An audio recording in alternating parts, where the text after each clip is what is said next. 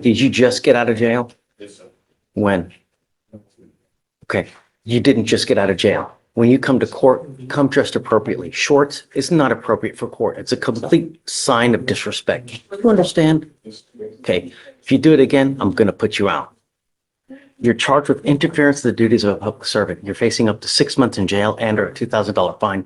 We are going to do probable cause. You have the right to remain silent. Anything you say can or will be used against you. You have the right to have an attorney present. If you cannot afford one, one will be appointed to you, sir. All right? Yes, Judge. On February 3rd, 2025, at approximately 11:53 p.m., the officer observed a vehicle on a public road with a defective front left headlamp, and the officer ran a check on the vehicle and it returned with unconfirmed insurance. A traffic stop was initiated, and the defendant quickly exited the vehicle, and the officer gave multiple commands for him to get back inside and shut the door. The defendant stated he wasn't going to, and the officer had no reason to pull him over. The defendant then walked back and got inside the vehicle, but held his feet outside the car and did not shut the door. From the officer's trained experience, he has seen situations where the driver would sit like that, then leap from the car and try to hurt officers, and the defendant put his feet into the car and the officer approached. The vehicle had 2 young children, but not a car seat, standing in the front passenger seat, and the officer asked the defendant several times for his name, and the defendant stated he could not because the officer was fucking with him. The officer informed the defendant of the legitimate reason for the traffic stop, and the defendant continued to refuse to provide his name. The officer asked the defendant to exit the vehicle, and the defendant then refused. The officer went to grab the defendant's wrist, and the defendant pulled away from the officer and other deputies. The deputies advised the defendant that he was going to be tased, and the defendant exited the vehicle. The defendant stated he wasn't going in handcuffs and resisted by tensing his arms and body and concealing his hands towards his front waistband. The defendant was taken to the ground where he continued to resist. After several commands, the defendant was going to be tased. The defendant finally put his hands behind his back. All right, Mr. Collier, I'm gonna find that there's probable cause to go forward with your case. Can you run his license to see if he has a valid Texas driver license? I'll run it right now, Your Honor. It's eligible, Your Honor. Mr. Collier, I'm gonna find that there's probable cause to go forward with your case. I'm not putting any conditions on your bond. Just be careful. You get into a pissing match with people who have the power of arrest, who's gonna win?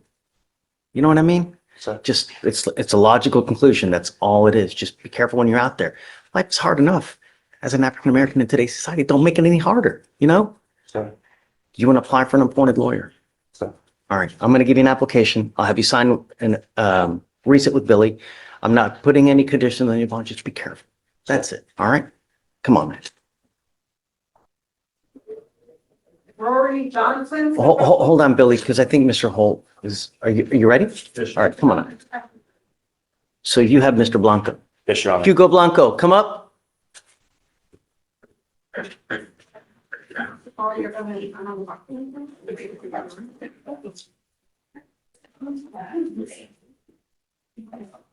Good morning, Mr. Blanco.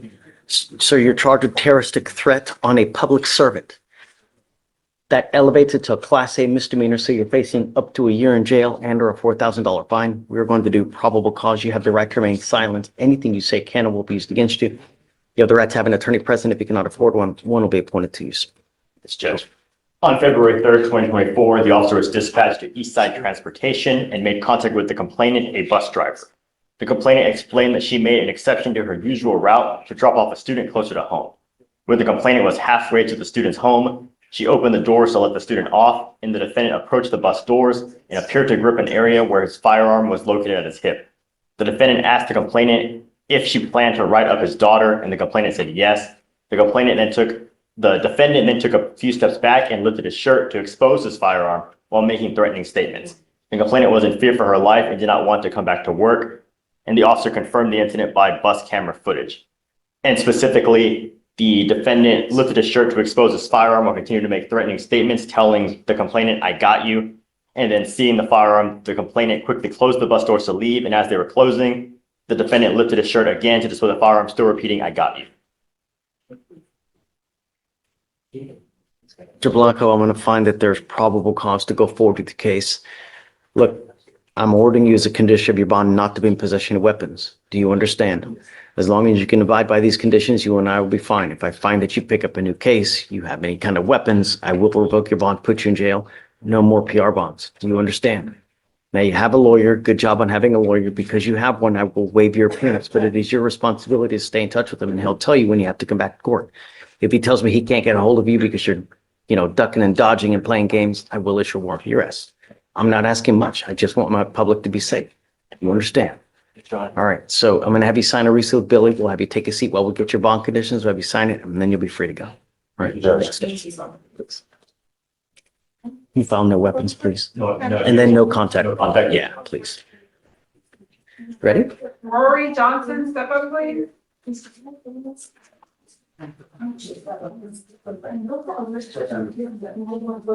Coming up, Mr. Johnson. Right here.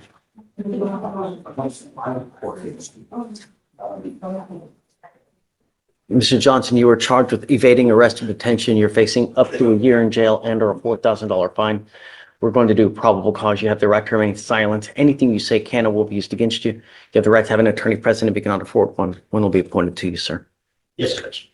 On February 3rd, 2025, the officer observed a vehicle with no proof of financial responsibility. The officer also observed the registered owner of the vehicle to have an open warrant out of Harris County. The vehicle ran a red light and stopped past the designated stopping point, and the vehicle turned north, driving quickly as to elude the officer's patrol vehicle.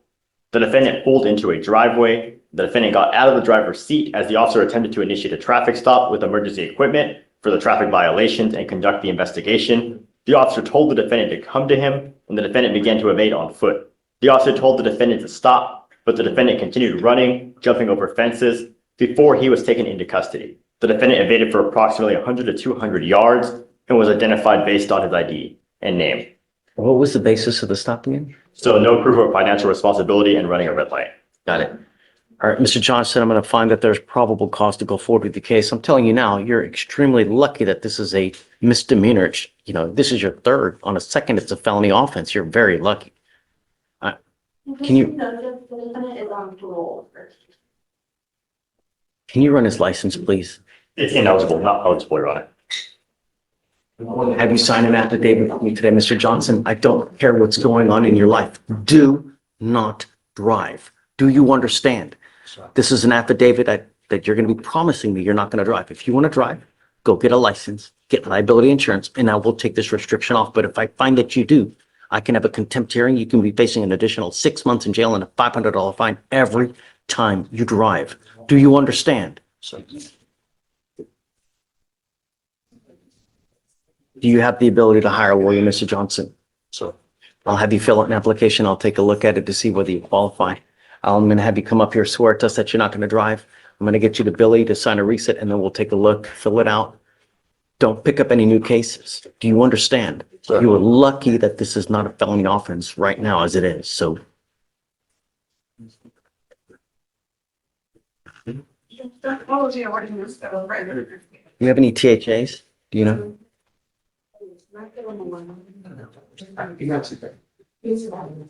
Hey, Morning, may I approach? what's up? I was just in the neighborhood, so I don't know if this is something we can do without my client, but I wanted to just check it out. I've got a young kid who's in high school, living at his parents' house. He's on house arrest with a laundry list. I remember the one kid. He needs to take his SAT test to try to Sure. get into college. That is March the 8th. I just wanted to approach and make sure Okay with that. you're kosher. Okay, that's Yeah, why. Thank you. Absolutely. Let them know. And for the time that he needs to go out, we're okay with it. I know everybody wants to go take the SATs. Thank you, Judge. Have to. We did. We've all paid our dues. Thank you, Judge. Absolutely. Marcos, you ready? I'm waiting on Not yet. just to make sure we're ready to go. Not yet, Your Honor, the paperwork's not ready. Do you have a copy, Marcos? Yes, Judge. Apply here. Who's it? Yes. Who is it on? One more chief. Oh, is it the gentleman from the back? He's Oh, right he's there. out. Okay. He's. Did we do a TRAS? Yes, so he's been in custody now. Bottom line, Judge, the offer is 21 days. Credit for 7. I don't know if I'm going to take a time served on someone who's got an open DWI in another county and he's got a DWI here and he's got. It's not open over there, Judge. He's not open. It's not open over there. He's not open over there. And he told me he's reporting once a week to some sort of a treatment over there. It's the 22-month probation in Tarrant County. And he lives in Tarrant County. His family's in Tarrant County. Signature. Thank you, Judge. So it's 22 months over there. His family's over there. He has to report. He was just telling me once a week to, I don't know exactly what it is. I'm thinking some sort of treatment. And for him to come down here constantly is just, it's not feasible for him. So that's why I thought, you know what, let's just close him out. Yes, he'll have 2 convictions, but he'll be in Tarrant County. He'll take care of that. He'll get, help over there, and then he'll be done. Said he has how much credit? He should have 7 days.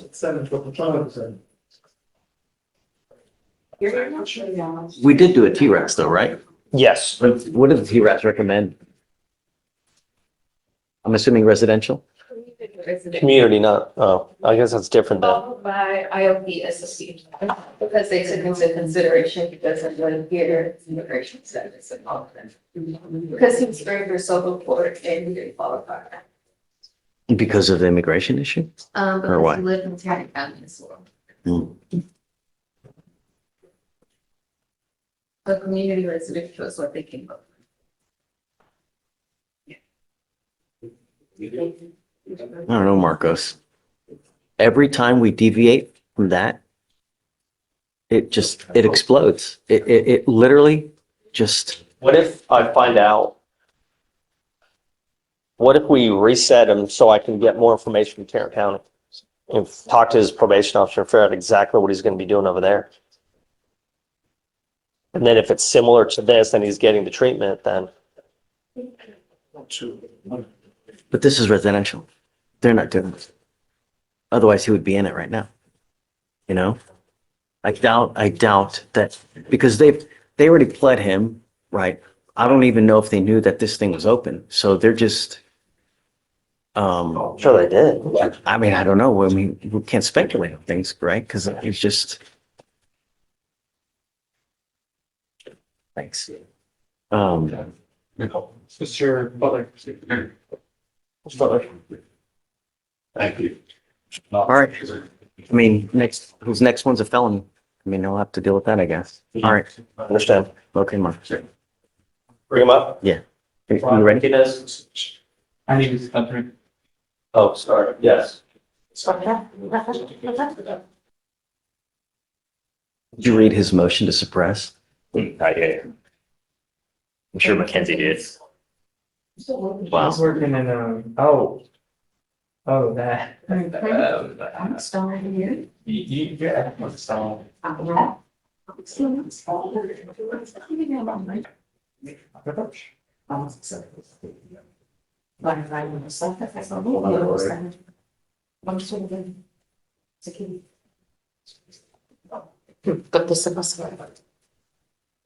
Mr. Martinez, let me tell you, you scare me. It's individuals like you that just don't get it, how dangerous DWIs truly are, because you continue to do what you're doing, and you may truly have a problem. I hope that you don't dig yourself such a hole that you will never get out of. But that's what DWIs are. Invariably, if it continues, at some point, you may eventually kill someone. It's not fair. Don't. If you're going to drink, if you're going to get lit, if you're going to have 32 beers, stay the flip home. If you have to go out, take an Uber. Is it so hard? All you have to do is push one button on your phone and someone will take you home. With all the baggage that you have on your record now, if you ever get pulled over and an officer smells even one smidgen of alcohol, they're going to take you in. And from now on, you were looking at a felony offense of 2 to 10 in the penitentiary. So if you don't get it now, perhaps prison is what you need. You're young. You're going to be driving for the next 30 years. Get a clue. Do you understand? Yes, Your Honor. Yes, Your Honor. The only reason I'm doing this now is because you're on probation for the next 2 years in another county. Otherwise, this would not be happening now. Take note and try to better yourself. It's not hard. All we're asking you to do is don't kill someone. Don't get into a car.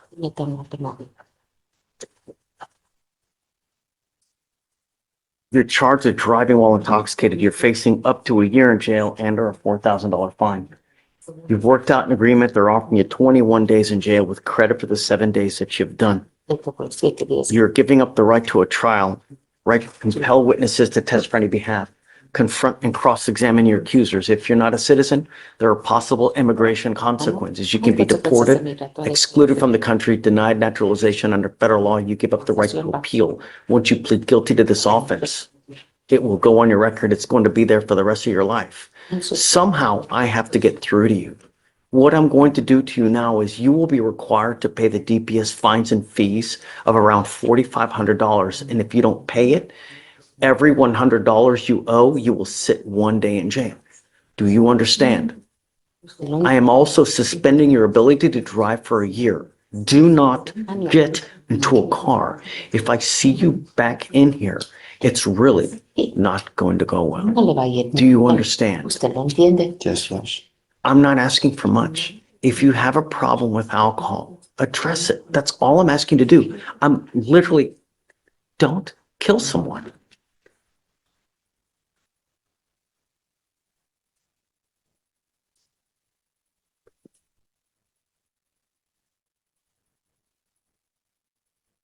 How do you plead to the offense of driving while intoxicated? Guilty or not guilty?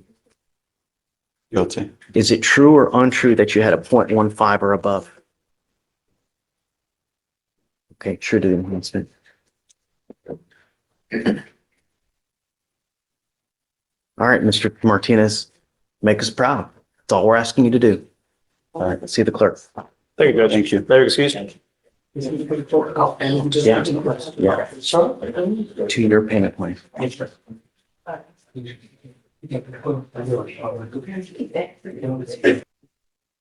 Did you read this motion to suppress? Read it. It's interesting. Yeah, take a look at it, both you guys. Tell me what you think. Well, I guess let's wait. Your name, Rory Johnson? Something from the All Commissioners, Johnson.